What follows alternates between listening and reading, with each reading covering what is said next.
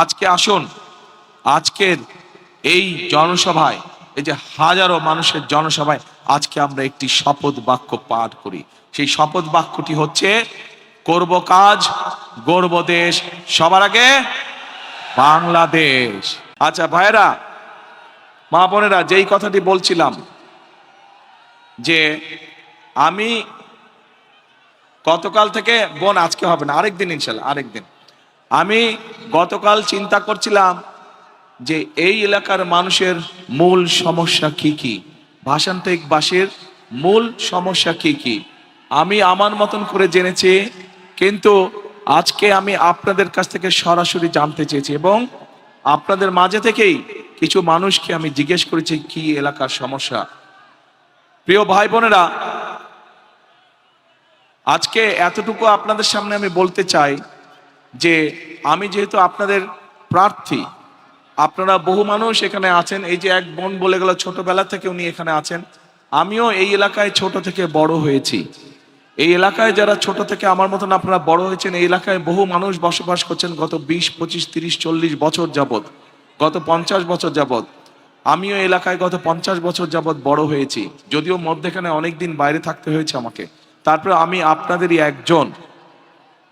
স্বাভাবিকভাবেই আজকে যখন আমি এই এলাকার প্রার্থী হয়েছি, আমি আপনাদেরকে এতটুকু বলতে পারি, ইনশাল্লাহ আপনাদের দোয়া, আল্লাহ রহমতে আগামী নির্বাচনে আমি যে জয়ী হলে এবং ধানের শীষ সরকার গঠনে সক্ষম হলে, আজকে এই যে কয়জন মানুষ আপনাদের সকলের পক্ষ থেকে, এখানে উপস্থিত হাজার হাজার এই এলাকাবাসীর পক্ষ থেকে যেই সমস্যার কথা বলে গেছে, পুনর্বাসন সহ অন্য যেই সমস্যাগুলো বলে গেছে, কিন্তু পুনর্বাসনটিকে মূল সমস্যা বলেছে, ইনশাল্লাহ আমরা সেই সমস্যার সমাধান করব এই এলাকার মানুষের জন্য।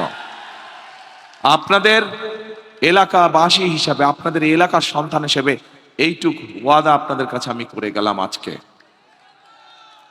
এবার আসেন ভাই, এখানে এই মাত্র এক বোন বলে গেল যে তার সাথে কি হয়েছে বিগত দিনে। আমরা সেই অতীতে অত যেতে চাই না। আমরা দেখেছি গত 15-16 বছর কি হয়েছে দেশে। গত 2024-এর 5ই আগস্ট দেশে একটি পরিবর্তন হয়েছে। আমি মনে করি বাংলাদেশের মানুষ, শুধু আজ এই জনসভায় যে হাজার হাজার মানুষ আপনারা উপস্থিত আছেন, শুধু এই মানুষগুলোই নয়, সমগ্র বাংলাদেশের মানুষ একটি পরিবর্তন চায়, ভালো পরিবর্তন চায়। ঠিক বলেছে? জি, পরিবর্তন চায়। কি পরিবর্তন চায়?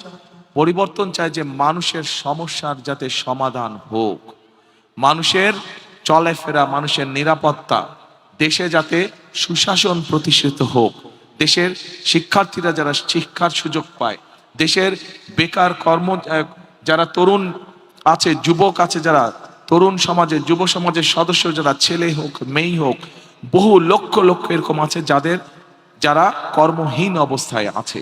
এই যে যেই কয়েকজন মানুষ এখানে আপনাদের হয়ে, আপনাদের পক্ষ থেকে কথা বলে গিয়েছে, এই মানুষগুলোর মাঝে থেকেও কথা বেরিয়ে এসছে যে কর্মসংস্থান দরকার, সেটি ছেলে হোক মেয়ে হোক সবার। আমরা সিদ্ধান্ত গ্রহণ করেছি, আমরা পরিকল্পনা গ্রহণ করেছি।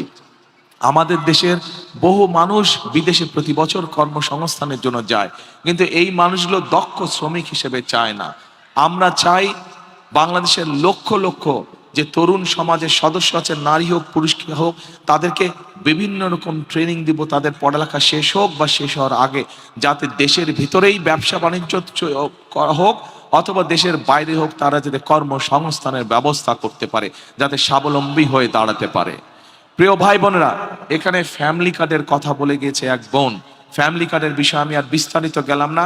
ফ্যামিলি কার্ড, এই যে এরকম একটি ফ্যামিলি কার্ড বাংলাদেশের প্রত্যেক মা বোনদের কাছে, মাদের কাছে আমরা পৌঁছে দিতে চাই। যেই নারীর সংসার আছে সেরকম একজন নারীর কাছে আমরা পৌঁছে দিতে চাই। আমরা একই সাথে, এখানে বহু মানুষ আছেন, এই যে জুয়েল আসছিল, ও বোধহয় ভ্যান চালক, এরকম জুয়েলের মতন অনেক মানুষ আছে যাদের কিন্তু দেশ গ্রামে, আপনারা যারা এখানে উপস্থিত আছেন, দেশ গ্রামে জমি জমা আছে, চাষবাস কৃষির সাথে আপনারা জড়িত। হয় আপনারা নিজেরা কৃষি কাজ করেন অথবা কাউকে দিয়ে দিয়েছেন জমি বর্গা। অর্থাৎ বাংলাদেশের কৃষকদের আমরা একটি কৃষি কার্ড দিতে চাই, যেটার মাধ্যমে তারা সহজে কৃষি ঋণ পাবে, কৃষি ইন্স্যুরেন্স থাকবে, কৃষির বিভিন্ন সার বীজ বিভিন্ন বিষয় তারা পাবে। প্রিয় ভাই বোনেরা, আমাদের পাশে এই যে মঞ্চের মধ্যে বসে আছে, একে চিনেন? আপনাদের পাশেই কিন্তু আমিনুল। ওকে ফুটবলার না? ফুটবল খেলতো তো বেশ, এই যে ইয়াং ছেলেরা ফুটবল খেলতো। এখন এই যে বললাম, আমাদের দেশের তরুণ যুবক আছে অনেকে, মেয়েরা আছে অনেকে, তরুণ সমাজের সদস্য আছে। সবাই তো আর সবাই তো আর কেউ ব্যারিস্টার, উকিল বা যেটাই হোক, ইঞ্জিনিয়ার, ডাক্তার, সবাই তো আর তা হবে না। এদের মধ্যে অনেকে আছে যারা খেলোয়াড় হতে চায়। আমরা দেশের ক্রীড়া ব্যবস্থাটাকে এমনভাবে ঢেলে সাজাতে চাই যাতে আমাদের দেশের ছেলেমেয়েরা প্রফেশনাল খেলোয়াড় হতে পারে, ছেলে হোক মেয়ে হোক, তারা যাতে প্রফেশনাল খেলোয়াড় হতে পারে, খেলা ক্রীড়া দিয়ে যাতে জীবিকা অর্জন করতে পারে, সেই প্রতিভাগুলোকে আমরা বের করে নিয়ে আসতে চাই। প্রিয় ভাই বোনেরা, আন্দোলন হয়েছে, সংগ্রাম হয়েছে, স্বৈরাচারের পতন হয়েছে। এখন আমাদেরকে দেশ গড়তে হবে, দেশ গঠন করতে হবে আমাদেরকে। দেশের প্রত্যেকটি সেক্টর বিগত 15-16 বছরের ধ্বংস হয়েছিল। এই ধ্বংস হওয়ার ফলে আজকে দেশ অনেক পিছিয়ে গিয়েছে। আমাদেরকে এগুলোকে পুনর্নির্মাণ করতে হবে। যদি পুনর্নির্মাণ করতে হয় তাহলে অবশ্যই আমাদেরকে এই দেশে গণতন্ত্রকে প্রতিষ্ঠিত করতে হবে। কেন প্রতিষ্ঠিত করতে হবে? কারণ গণতান্ত্রিকভাবে আপনারা যদি আপনাদের প্রতিনিধিকে নির্বাচিত করতে পারেন, তাহলেই কিন্তু আপনি একমাত্র আপনার এলাকার সমস্যা, আপনার সমস্যা আপনি তার কাছে নিয়ে যেতে পারবেন। ঠিক কি কথাটা? বিগত 15 বছর যে আমির নির্বাচন হয়েছিল, নিশিতার্থের নির্বাচন হয়েছিল, তখন যে তথাকথিত এমপি ছিল, আপনারা কি তাদের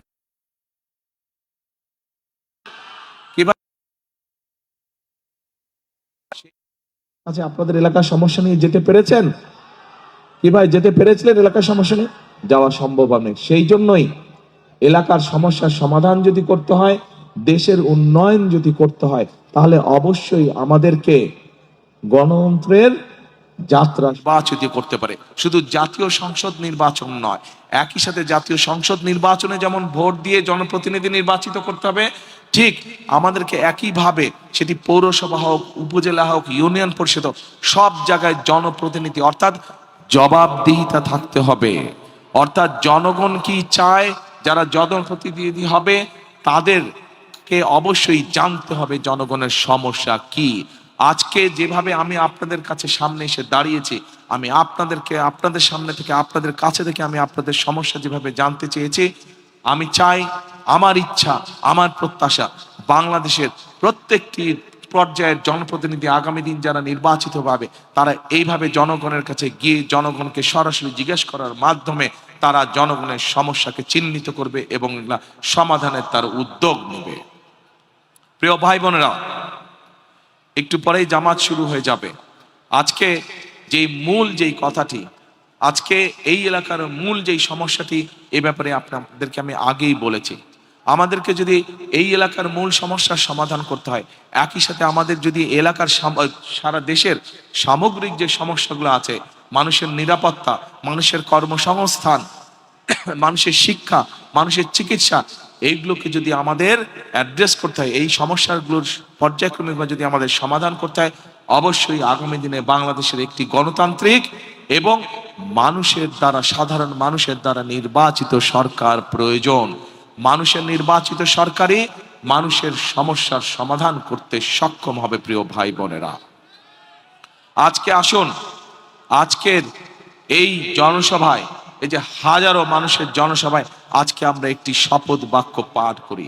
সেই শপথ বাক্যটি হচ্ছে, করব কাজ, গড়ব দেশ, সবার আগে বাংলাদেশ, সবার আগে বাংলাদেশ। কাজে আসুন, আমরা অতীতে দেখেছি এই জনগণের পাশে কারা এসে দাঁড়িয়েছে।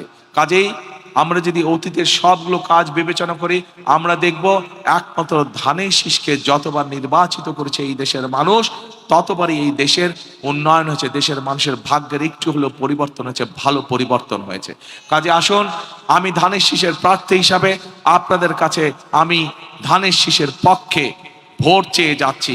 একই সাথে আপনাদেরকে আমি অনুরোধ করছি, যেই পরিকল্পনার কথাগুলো আপনাদের সামনে আমি তুলে ধরলাম, সেই পরিকল্পনাগুলোকে যদি বাস্তবায়ন করতে হয়, তাহলে সমগ্র বাংলাদেশের ধানের শীষকে জয়যুক্ত করতে হবে এবং ভাষান্তেকবাসীর আত্মীয় স্বজন, বন্ধু বান্ধব, পরিচিত জন সারা বাংলাদেশে ছড়িয়ে ছিটিয়ে আছে।